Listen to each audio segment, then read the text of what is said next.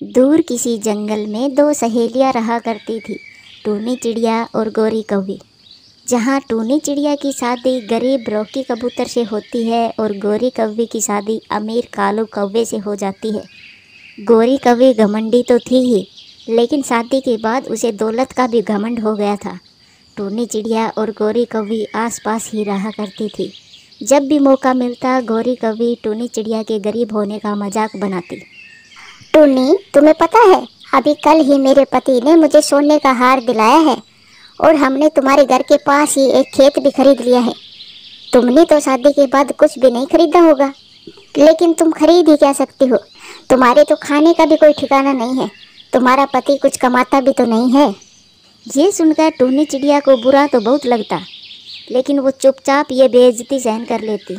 टूनी चिड़िया का जीवन बहुत ही गरीबी में कट रहा था। उन्हें 2 वक्त का खाना भी मुश्किल से नसीब हो पाता था। टूनी चिड़िया ने कई बार गोरी कौवी से मदद भी मांगी, लेकिन गोरी कौवी ने कभी भी उसकी मदद नहीं की। अरे गोरी बहन, आज हमारे घर अन्न का एक दाना भी नहीं है।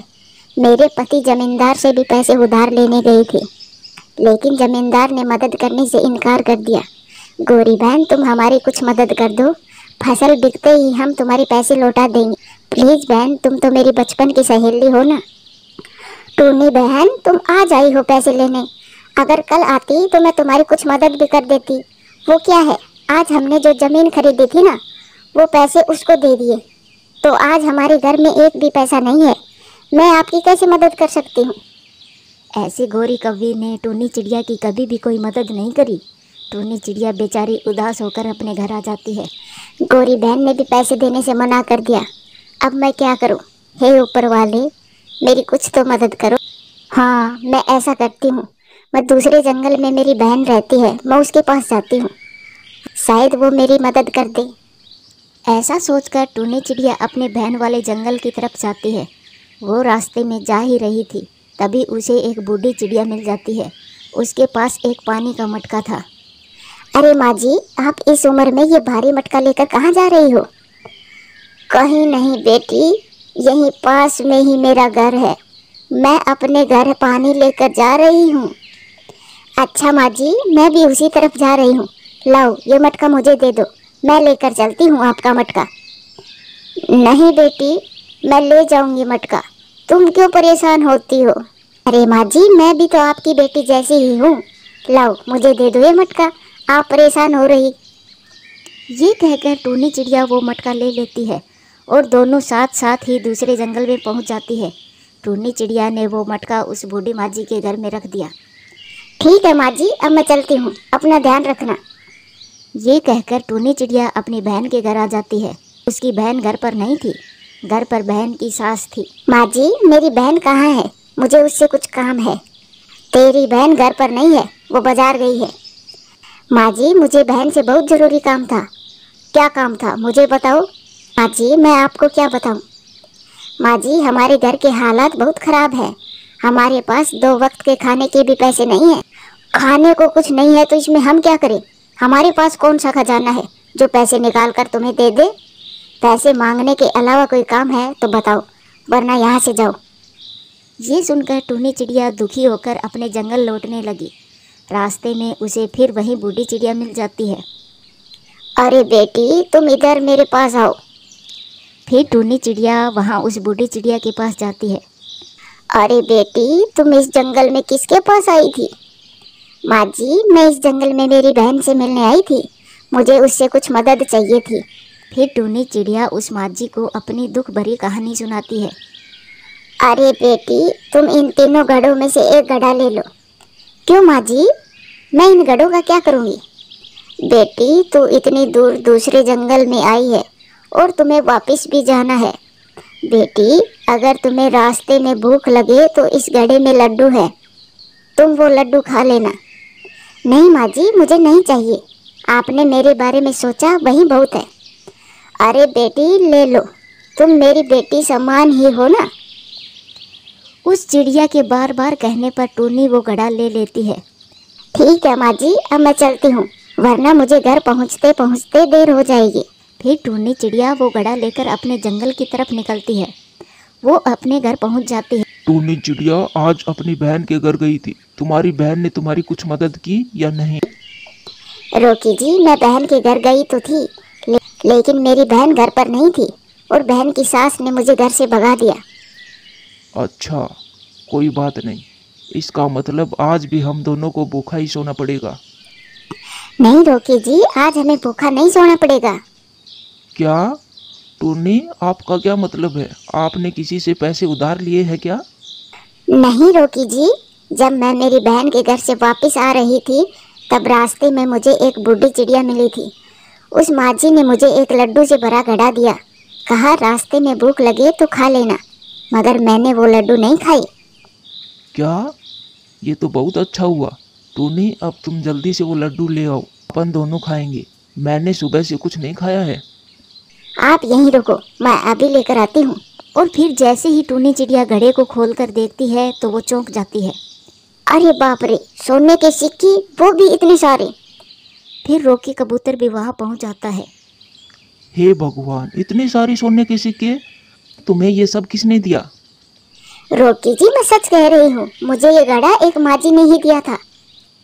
टूनी, मुझे तो ये देखकर अपनी आंखों पर विश्वास ही नहीं हो रहा। मुझे लगता है ऊपर वाले ने हमारी सुन ली है।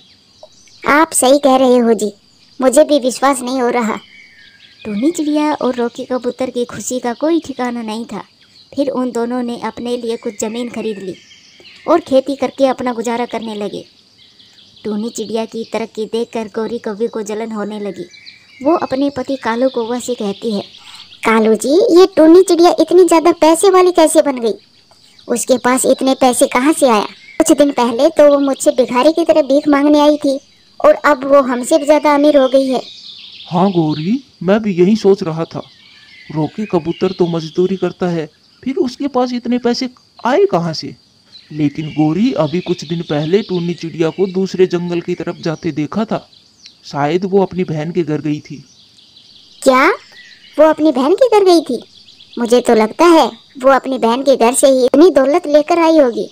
कालू जी, हम भी कल उसकी बहन के पास चलेंगे, झूठ मूठ का नाटक करेंगे और वो हमें भी ढेर सारे पैसे देगी। वो मेरे बचपन की सहेली है। फिर वो दोनों अगले दिन दूसरे जंगल की तरफ निकलते हैं। उन्हें भी रास्ते में वही चिड़िया मिलती है। अरे बेटी, जरा मेरा यह मटका उठाकर मेरे सिर पर रख दोगी? नहीं, क्या तुम अपना काम खुद नहीं कर सकती हो? नहीं बेटी, अब मैं बूढ़ी हो गई हूँ, अब बुढ़ापे में ज़्यादा काम नहीं होता। बेटी, मेरा मटका मेरे सर पर रख दो। लेकिन गौरी कभी उसकी कुछ मदद नहीं करती और वो वहाँ से चली जाती है। अरे बहन, आपसे मिलने टूनी चिड़िया यहाँ आई थी क्या? हाँ गौरी बहन, आई तो थी। टूनी चिड़िया यहाँ आई तो थी, लेकिन मैं उससे मिल नहीं पाई। मैं बाहर सैर गई हुई थी। आपने उसे कुछ दिया था क्या? नहीं गौरी बहन, हम कौन से अमीर हैं जो उस बेचारी को कुछ देंगे। अच्छा, तो इसका मतलब आपने उसे कुछ नहीं दिया। ठीक है बहन, अब मैं चलती हूँ। फिर कालू कौवा और गौरी कौवे वहाँ से चले जाते हैं। उन्हें रास्ते में फिर से वही चिड़िया मिल जाती है। वो दोनों उस बूढ़ी चिड़िया के पास पानी पीने के लिए रुकते हैं। क्या हुआ बेटी, फिर से मेरे पास कैसे आना हुआ? माँ जी, मुझे बहुत जोरों की प्यास लग रही है, एक लोटा पानी का पिला सकती हो? क्यों नहीं बेटी, आओ मेरे घर के अंदर आओ। माँ जी, हमने तो तुम्हारी मदद करने से इनकार कर दिया था, फिर भी आप हमें पानी पीने को दे रही हो। तो क्या हुआ बेटी, वो तुम्हारा कर्म था और ये मेरा कर्म है। और बेटी, तुम दोनों को इस जंगल में मैंने पहली बार देखा है। किससे मिलने आए थे? अरे माँ जी, यहाँ इस जंगल में मेरी बहन रहती है, हम उसी से मिलने इस जंगल में आए थे। अच्छा बेटी, तो तुम फिर उस मीनू चिड़िया की बहन हो। उसकी तो एक बहन और है ना, वो भी थोड़े दिन पहले ही यहाँ मिलने आई थी। लेकिन माँ जी, आपको ये सब कैसे पता चला? अरे बेटी, जिस जगह तुम मुझे आज मिली थी, थोड़े दिन पहले वो टूनी चिड़िया भी मुझे वहीं मिली थी। वो बेचारी मेरा मटका लेकर मेरे घर रख कर गई थी। लेकिन माँ जी, जब से वो टूनी चिड़िया अपनी बहन से मिलकर गई है, तब से उसके पास खूब धन दौलत हो गई है। बताती हूँ बेटी, बताती हूँ। उस टूनी चिड़िया के पास जितनी भी धन दौलत आई है, वो उसके अच्छे कर्म और अच्छी नीयत की वजह से उसे मिला है। माँ जी, मुझे तुम्हारी ये बात कुछ समझ नहीं आ रही। उसके कौन से ऐसे अच्छे कर्म है जो उसे इतना कुछ मिल गया? बताती हूँ बेटी, यहाँ मेरे पास जितने भी घड़े रखे हैं ये कोई साधारण घड़े नहीं है। ये घड़े अच्छे कर्म और बुरे कर्म का परिणाम देने वाले हैं। क्या माँ जी, ये कर्मों के घड़े हैं? क्या इन घड़ों से अपने कर्मों के अनुसार मिलेगा? हाँ बेटी, ठीक समझा। माँ जी, आपको ऐतराज ना हो, क्या मैं भी एक घड़ा ले लूँ? क्यों नहीं बेटी, तुम भी एक घड़ा ले लो, तुम भी अपने कर्म और नियत का फल पाओगी। फिर गौरी कौवी एक घड़ा लेकर अपने घर आ जाती है और रात को जब वो घड़ा खोलती है तो उसमें ढेर सारी चिड़िया भरी पड़ी थी। कालू जी, अपने घड़े में तो कीड़े मकोड़े निकले हैं। गौरी, इसमें क्या गलत निकला है? अपने कर्मों के हिसाब से ही हमें सही मिला है। हम दोनों बहुत लालची हैं और टूनी चिड़िया बेचारी अपनी मजबूरी की मारी हमसे मदद मांगने आई थी और हमने उसकी मदद नहीं की। हम किसी की भी मदद नहीं करते। कालू जी, आपने बिल्कुल सही कहा। मुझे भी अपने पैसों का बहुत घमंड था। मैंने कभी भी किसी गरीब की मदद नहीं करी। इस तरह गौरी कौवी और कालू कौवा को अपनी गलती का एहसास होता है और वो फिर आगे से अपना जीवन अच्छे से गुजारते हैं और गरीब पक्षियों की मदद भी करते हैं।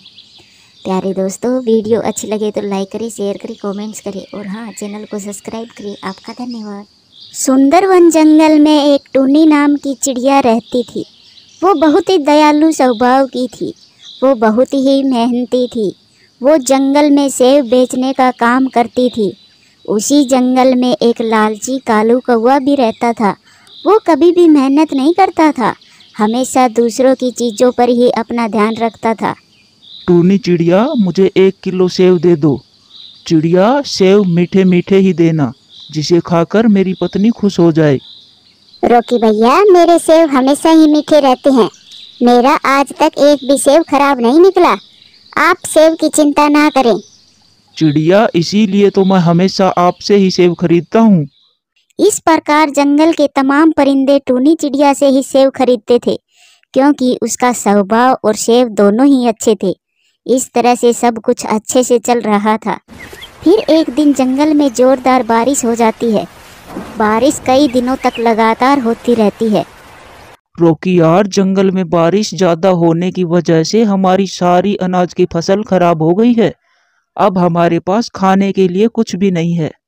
हाँ मिठू भाई, खेतों में पानी जमा होने के कारण जंगल का सारा भोजन खराब हो गया है। अब हम अपना भोजन कहाँ से लाएंगे? दोस्तों, इस मुसीबत से हमें टूनी चिड़िया ही निकाल सकती है। हमें उसके पास जाना ही चाहिए। फिर वो तीनों टूनी चिड़िया के पास चले जाते हैं। टूनी चिड़िया, आप हमारी मदद करें, हम बहुत परेशानी में हैं। मिठू भैया, क्या परेशानी है आपको? कृपया कर विस्तार से बताइए, मैं आपकी क्या मदद कर सकती हूँ? टूनी चिड़िया, इस तेज बारिश की वजह से हमारे पास खाने को कुछ नहीं बचा है। बारिश से सारी फसल खराब हो गई। इस वजह से हमारे बच्चे भी भूखे हैं। हाँ हाँ टूनी बहन, हम सबके बच्चे भूखे हैं और आपके सेब के बाग को तो कुछ नहीं हुआ। तो इस मुसीबत में आप ही हमारी कुछ सहायता करें। दोस्तों, ये तो बहुत बुरा हुआ आप सबके साथ। आपकी फसल खराब हो गई है, लेकिन आप चिंता ना करें। आप सबकी फसल फिर से ना उगे तब तक आप मेरे बाग से सेब खा सकते हैं। टूनी बहन, आप बहुत अच्छी हैं। आपका बहुत बहुत धन्यवाद। हमें पता था कि आप हमारी मदद जरूर करोगी। इसी उम्मीद से हम आपके पास आए थे। दोस्तों, अब चलो सेब खाने। मैंने कल से कुछ नहीं खाया है। टूनी बहन, आप भी हमारे साथ चलें अपने बाग में। नहीं नहीं मिठू भैया, मैं नहीं जा सकती। अभी मुझे थोड़ा घर पर काम भी करना है। आप सब जाइए और पेट भरकर सेब खाना और अपने परिवार के लिए भी लेकर जाना। टूनी चिड़िया से आज्ञा लेकर वो सब पक्षी सेब के बाग में चले जाते हैं और सेब खाने लगते हैं। साथियों, टूनी चिड़िया जैसा पक्षी हमारे जंगल में और कोई दूसरा पक्षी नहीं है। हमारे जंगल में टूनी चिड़िया ही है जो हमेशा दूसरों की मदद करती है। हाँ हाँ यार रोकी, आपने बिल्कुल सही कहा। अगर टूनी चिड़िया की जगह कोई दूसरा पक्षी होता तो वो कभी भी अपने सेब नहीं खाने देता। फिर वो तीनों पक्षी पेट भरकर सेब खाते हैं और अपने अपने घर सेब लेकर चले जाते हैं। कालू कौवा भी अपने घर जाकर सेब खाने लगता है और कहता है, अरे वाह, इतने स्वादिष्ट सेब तो मैंने आज तक नहीं खाए और वो चिड़िया तो पेट भरकर सेब खाती होगी, खुद का बाग जो ठहरा। अब कुछ दिनों के लिए मुझे भी सेब खाने को मिलेंगे।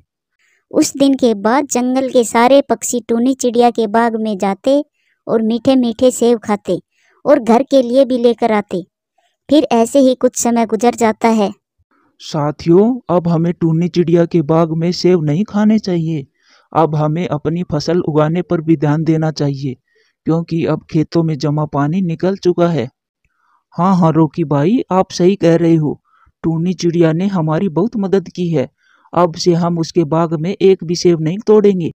रोकी और मिठू भाई, बस आज आज और खाने दो चिड़िया के बाग से सेब, फिर कल से सेब नहीं खाएंगे। ठीक है कालू, सिर्फ आज के लिए ही हम टूनी चिड़िया के सेब खा सकते हैं, फिर उसके बाद आप अपने भोजन का इंतजाम कर लेना। हाँ हाँ, मैं तो अपने भोजन का इंतजाम आज ही कर लूंगा, फिर मुझे किसी की क्या जरूरत। कालू, किस सोच में पड़ गए हो? क्या बाग से सेब नहीं तोड़ने? आप जाइए सेब खाने, मुझे कोई काम याद आ गया है। मैं पहले वो करके आता हूँ, फिर बाद में अपने लिए सेब तोड़ कर ले आऊंगा। ऐसा कहकर कालू कौवा वहां से चला जाता है। मिठू तोता और रोकी कबूतर सेवों के बाग में चले जाते हैं। उधर टूनी चिड़िया अपने बाग में पेड़ों की देखभाल कर रही थी। किसी पक्षी ने सेब तोड़ने के साथ साथ टहनी को भी तोड़ दिया है। पेड़ को कितना दर्द हुआ होगा। टूनी बहन, माफ करना, किसी से गलती से टहनी टूट गई होगी, इसके लिए मैं आपसे माफी मांगता हूँ। रोकी भैया, आप क्यों माफी मांग रहे हो? आपने थोड़ी ही टहनी तोड़ी है। चिड़िया बहन, आपके बाग से सेब खाकर जंगल के सभी पक्षी बहुत खुश हैं और आपकी बहुत तारीफ कर रहे। मिठू भैया, ये तो मेरा फर्ज था। मुसीबत के समय ही एक दूसरे के काम आते हैं। फिर वो दोनों सेब खाकर वहां से चले जाते हैं। टूनी चिड़िया भी शाम को अपने घर चली जाती है। मैं अब जाता हूँ टूनी चिड़िया के बाग पर और ढेर सारे सेब तोड़कर लाता हूँ, जिससे कुछ दिनों के भोजन का इंतजाम हो जाएगा। फिर वो एक बड़ा सा टोकरा लेकर टूनी चिड़िया के बाग में चला जाता है और ढेर सारी सेब तोड़ लेता है। मेरा टोकरा सेब से भर गया है, लेकिन इन पेड़ों पर तो सेब खत्म ही नहीं हुए। मैं फिर से टोकरा लेकर सेब तोड़ने आता हूँ। कालू कौवा वो सेब की टोकरी लेकर अपने घर चला जाता है। इन सेबों से तो मेरा कुछ ही समय का गुजारा हो पाएगा। मैं और सेब तोड़ने जाता हूँ। कालू कौवा फिर से सेब तोड़ने टूनी के बाग में चला जाता है और फिर से अपना टोकरा भर लेता है। मैंने सारे सेबों को तोड़ लिया है। अब 10-15 दिन तक भोजन की चिंता नहीं रहेगी मुझे। कालू कौवा सारे सेबों को तोड़कर बहुत खुश होता है और उसके मन में और लालच आ जाता है। इन सब सेबों से तो मेरा कुछ ही दिनों का गुजारा हो पाएगा। मैं एक काम करता हूँ, मैं एक सेब के पेड़ को काटकर अपने घर पर ले जाता हूँ और उसे अपने आंगन में बो दूंगा। कालू कौवा का लालच बढ़ता ही जाता है और वो सेबों के साथ एक पेड़ को भी काट देता है और उसे अपने आंगन में बो देता है। उस भोली चिड़िया को क्या ही पता चलेगा कि मैंने उसका एक पेड़ चुरा लिया है। अब आराम से सेब खाया करूंगा मैं भी। फिर कालू कौवा अपने घोंसले में बैठ जाता है और फिर कुछ देर बाद कालू कौवा फिर से कहता है, नहीं नहीं, टूनी चिड़िया के बाग में कितने सारे सेब के पेड़ हैं और मेरे घर में सिर्फ एक। मैं ऐसा करता हूँ, एक और पेड़ तोड़ लाता हूँ। कालू कौवा फिर से पेड़ों को काटने बाग में चला जाता है। जगो जगो दोस्तों जगो, ये लालची कौवा एक साथी को तो ले गया और किसी को भी लेने आया है। चिड़िया ने हमें कितने प्यार से बड़ा किया है और ये लालची कालू कौवा तो हमें काटे ही जा रहा है। वो सेब के पेड़ आपस में ऐसे बातें कर रहे थे, तभी वहां कालू कौवा भी आ जाता है और वो कुल्हाड़ी से एक पेड़ पर एक वार करता है। तभी वो पेड़ कहता है, कौवा, मैं आपसे प्रार्थना करता हूँ कि आप यहाँ से चले जाएं और मुझे ना काटें। ये क्या? अरे ये तो सेब का पेड़ बोल रहा है। हाँ हाँ कालू कौवा, मैं सेब का पेड़ ही बोल रहा हूँ।